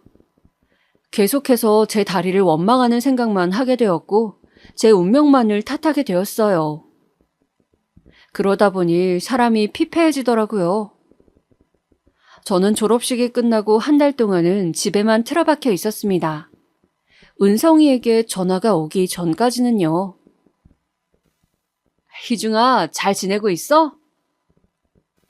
당시 은성이는 부산으로 내려가 살고 있었습니다. 변두리에 집을 얻었는데 학교를 마치고 아르바이트를 하고 있다고 했습니다. 가끔씩 잘 버티려 하다가도 무너질 때 은성이가 보고 싶었지만 차마 번호를 누를 수 없었어요. 안 그래도 은성이도 힘들 텐데 안 좋은 소식을 전해주고 싶진 않았거든요. 고등학교는 어디 다니고 있냐며 묻는 은성이의 물음에 대답을 못하자 잠시 정적이 돌았어요. 우리 꼭 성공해서 다시 만나자. 이제 갓 중학교를 졸업한 아이의 입에서 저 말이 나왔다는 게 지금 보면 참 우스우면서도 씁쓸한 말이었지만 당시 저는 은성이의 말에 눈물을 꾹 참아야만 했어요. 그 말은 저를 일깨워주는 한마디였습니다. 거짓말처럼 저에게 의욕이라는 것이 생겼어요. 그 후 일주일에 한 번씩 부모님의 성화에 못 이겨 받았던 재활치료도 매일 나가기 시작했습니다.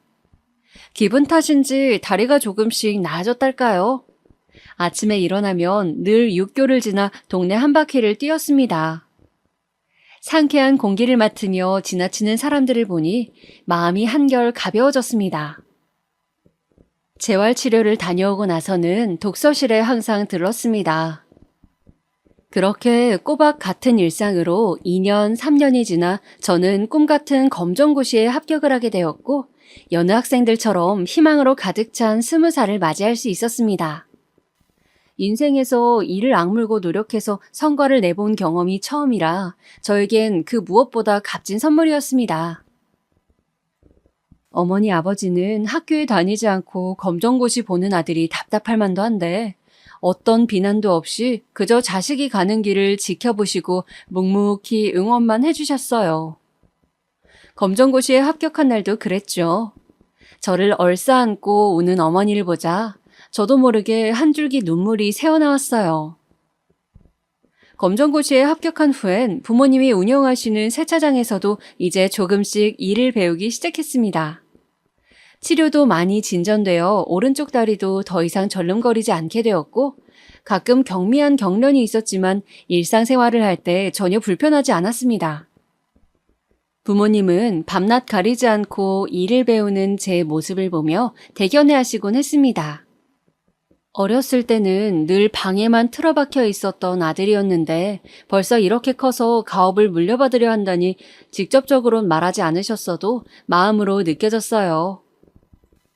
그렇게 1년이 지났고 평소처럼 세차장에 나와 손님들을 맞이하고 있었습니다. 쾅! 멀리서 들려오는 소리에 황급히 소리가 난 곳으로 뛰어갔어요. 차 문을 열려다가 부딪혀버렸는지 차문 모서리는 찌그러져 있었고 기계에는 작은 흠집이 나 있었습니다. 어머, 이걸 어쩌죠? 제가 운전면허를 딴 지 얼마 안 되어서 이런 실수를 했네요.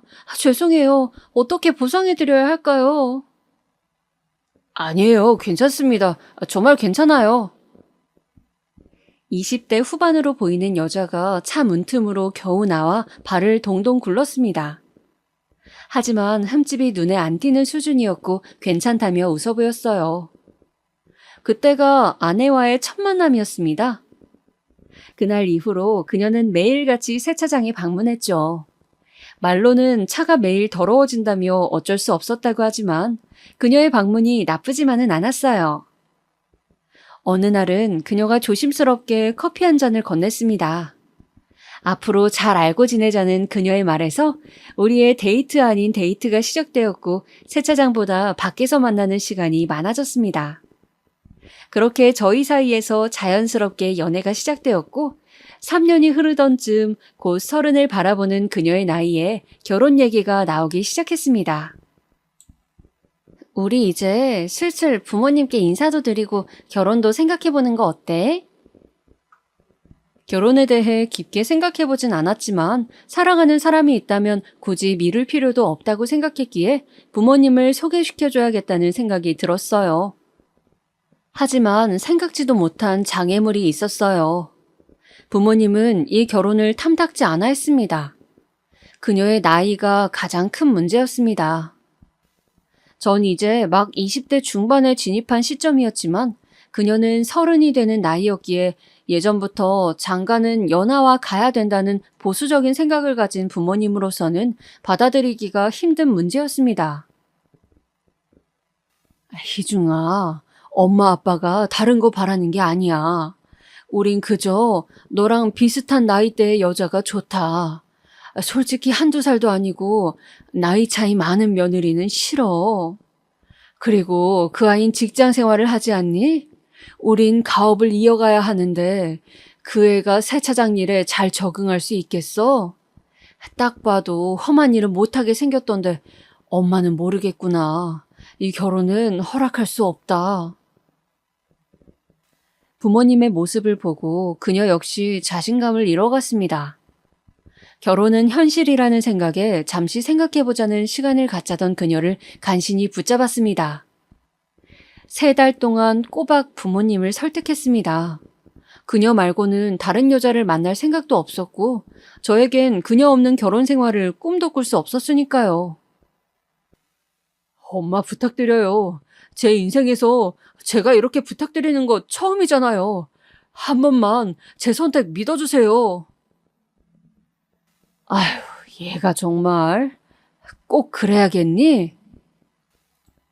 저는 끈질기게 부모님을 설득했고 자식 이기는 부모 없다고 부모님은 결국 허락을 해주셨고 그렇게 겨우 부모님의 승낙을 받아내어 결혼식을 올릴 수 있었습니다. 이른 나이였지만 제 가정을 가졌다는 사실에 너무 행복한 시간이었습니다. 과거 학창시절은 꿈에도 생각나지 않을 만큼요. 그렇게 아내와 함께 세차장을 함께 운영했고 빠르게 규모를 확장시켜 갔습니다. 항상 두려움에 떨며 학교를 다니던 어린 모습의 저는 어느덧 지역에서 나름 유명한 사업을 하고 있는 떳떳한 가장이 되어 있었죠. 행복한 나날이 이어졌지만 중간중간 그 아이들 생각이 나곤 했습니다. 지옥 같은 기억을 안겨준 그 아이들이 언뜻 스쳐 지나갈 때면 저도 모르게 술을 한 잔 기울이게 되었죠. 근데 시간이 흐르고 흘러 이제는 가물거려 얼굴도 기억 안 나는 그 인간을 제 앞에서 이렇게 만나게 되다니, 이 지독한 우연에 저도 그 인간도 말을 잃고 말았습니다. 상견례장은 순식간에 얼음장같이 차가워졌고 노란 머리였던 예비사도는 저를 얼싸안고 울음을 터뜨렸죠. 다 내 잘못이야. 미안하다. 너와 이렇게 만나게 될 줄은 정말 몰랐어. 정말 미안하다. 마음 같아선 멱살을 잡고 소리치고 싶었습니다. 그때 나에게 왜 그랬냐며, 왜 나의 학창시절을 망쳐버렸냐며 울음이 계속 터지려는 걸 간신히 참고 붙들려 있던 팔을 뿌리치며 박차고 나왔습니다. 등 뒤에선 애처롭게 부르는 딸의 목소리가 들렸지만 차마 뒤돌아볼 수 없었어요. 그날 이후 평소와 다름없는 일상을 보냈습니다. 딸은 연신 눈치를 보며 제 표정을 살폈습니다. 딸이 쉽게 포기하지 않을 거란 것을 알고 있었지만 저는 절대 허락할 수 없었어요. 세차장에 나갈 때면 직원이 항상 편지 한 장과 커피를 전해주었습니다. 어떤 나이든 남자분께서 매일 전해주고 가신다고 종이를 받자마자 그 자리에서 찢어버렸어요. 다른 건 다 받아들인다 해도 내 지난날을 망친 그 인간을 제 딸의 시아버지로는 인정할 수 없었죠. 딸은 저를 보며 안절부절했어요. 아빠. 나는 허락 못한다. 더 얘기하지 말자. 딸이 무슨 얘기를 꺼내려 해도 제가 다 끊어버렸어요. 집 분위기는 말도 못하게 삭막해졌고 침묵만 흘렀죠. 그런데 그렇게 한 달이 지난 어느 날 익숙한 번호로 전화가 걸려왔어요. 희중아, 오늘 한잔 할래? 은성이었어요. 반가운 목소리에 식당으로 가자 은성이가 손을 흔들며 맞이했습니다. 은성이는 대학에 가지 않았지만 작은 회사에 취업하여 생계를 꾸렸고 결혼 후에는 아내와 함께 번 미천으로 서울의 작은 식당을 운영하며 부모님께 생활비를 꼬박 보내주고 있었습니다. 이제는 나이 들어 주름살이 하나둘 늘어버린 친구 얼굴을 마주할 때마다 만감이 교차했어요. 그러다 저는 분위기가 무르익자 얼마 전 있었던 이야기를 은성이에게 털어놓았어요. 은성이는 말없이 술잔을 기울였습니다. 희중아, 내가 살아봤더니 용서라는 게 별거 없더라. 내가 잘 사는 게 용서라고. 너는 잘 살아오지 않았냐고. 용서하지 않는 마음을 갖고 있을수록 내 자신을 갉아먹더라고. 언젠가는 극복해야 할 부분 아니겠어? 그리고 네 딸도 그 남자를 결혼까지 생각할 만큼 사랑한다며. 그 말에 저는 아무 말도 할 수 없었습니다. 그렇게 죽일 듯이 미워하던 저였는데 이상하리만치 그 말이 와닿았습니다. 항상 학창시절의 기억을 마음 한켠에 가둬놓고 긍정적으로 살아가던 저였는데 이제는 그 자물쇠를 풀어야 할 것 같은 순간이 다가왔다는 느낌이 들었죠. 저는 다음 날 세차장으로 온 편지 한 장을 처음으로 받아들었습니다. 힘 빠진 손으로 눌러 쓴 편지 안에는 그동안의 반성과 자책, 그리고 평생 용서를 구하는 마음으로 살겠다는 말들이 빼곡하게 적혀 있었어요. 편지에 담긴 내용은 진심인 것처럼 느껴졌고 이상하게 편지를 보자 더 이상 슬픔과 분노가 느껴지지 않았습니다. 마음 한켠에 가둬놓았던 감정들이 자유를 찾은 듯 터져나오는 순간이었습니다. 이 말 한마디를 어찌나 듣고 싶었던지 뜨거운 눈물이 볼을 타고 흘러내렸어요. 저는 그날 느꼈습니다. 이제 이 아픈 감정들을 모두 보내주어야 한다는 것을요. 그렇게 다시 딸에게 말해 상견례 날짜를 잡게 되었습니다. 딸은 놀란 듯한 눈치였고 전보다 가라앉은 상견례장 분위기에 모두가 저와 그의 눈치를 봤지만 결혼 날짜는 수월하게 잡을 수 있었어요. 다행스럽게 딸은 지금 아주 잘 살고 있습니다. 사돈과의 왕래는 없지만 가끔 딸 부부와 함께 보내는 선물과 편지를 보며 소식을 듣고 있습니다. 찝찝한 감정이 아예 없다고 할 순 없지만 저에게 여직 용서를 구하는 그 사람을 보면 이제는 제가 진정으로 마음에서 그 기억을 놓아주게 된 것 같아요. 어렸을 때는 꿈에도 몰랐습니다. 항상 저의 슬픔이 죽을 때까지 제 곁을 따라다닐 것 같았거든요. 하지만 전 이제 한결 홀가분해졌습니다. 미워하는 마음을 버리니 또 다른 제가 기다리고 있더군요. 저는 오롯이 이제 저의 인생을 살아가려고 합니다. 인생에서 가장 큰 힘듦을 극복해냈으니 그 다음도 수월하지 않겠어요? 여러분도 저를 보며 무엇이든 극복할 수 있다는 생각을 가지셨으면 좋겠습니다. 세상에는 미움으로 보낼 시간보다 값진 것들이 많다는 생각으로요. 저 같은 사람도 극복해냈으니까요.